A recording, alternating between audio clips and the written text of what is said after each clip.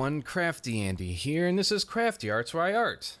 Now, what we're doing here is a drawing for a song that came out called Narwhal Eating a Bagel.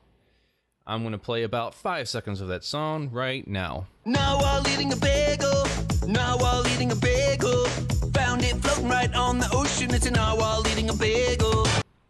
And now it's going to be stuck in your head for the next 48 hours, at least. It's going to be there when you go to the store. It's going to be playing in your head when you go to sleep. It's going to be playing in your head when you go to school or go to a family event or a funeral or a wedding, whatever. It's going to be there no matter what you try to do to erase it from your brain. What are we doing here? Yes, we're doing a picture for one of the lines in the song, "The penguin's got the chips." And the penguin got the chips.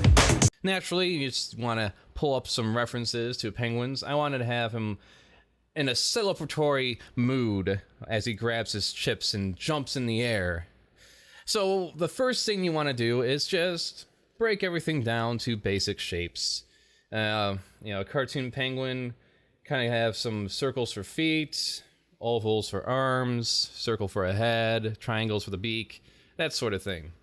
Just try to get those proportions in an ideal spot before you continue on with the line work. As our penguin's up in the air, there's chips flying everywhere in this scene. I want to make those on a separate layer.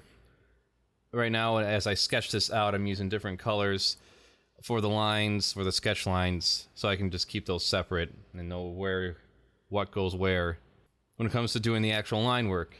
Now, getting into the actual line work, there's a few things you want to keep in mind, so I'm not going to try to spend 15 minutes explaining how to draw a line work like a lot of other tutorial videos out there. No, for line work, you want to have thicker lines in the foreground and thinner lines in the background. Some people can get away without any lines at all. That's depending on what kind of style you want to go for.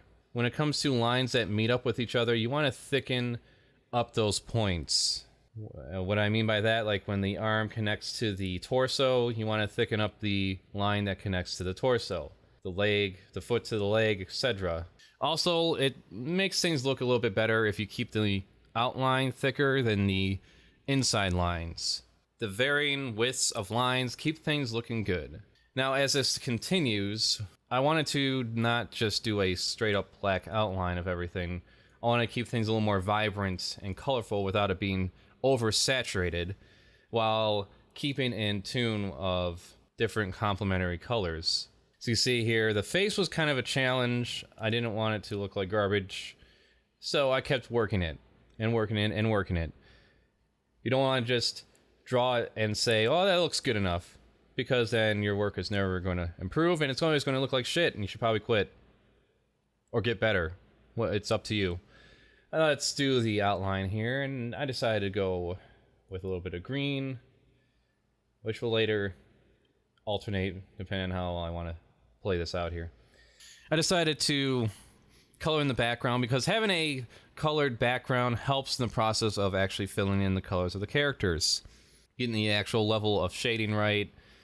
At first I started doing a black and white kind of color scheme, and then I decided the better thing to do is to make it a penguin of a different color. And out of various colors I tried, I decided to go for purple. Because, I don't know, purple penguin looks good. Sounds fantastic.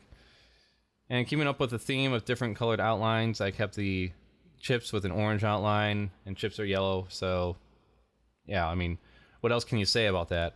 Filling in the chip bag, keeping things complementary with some red and gold, since those go good together.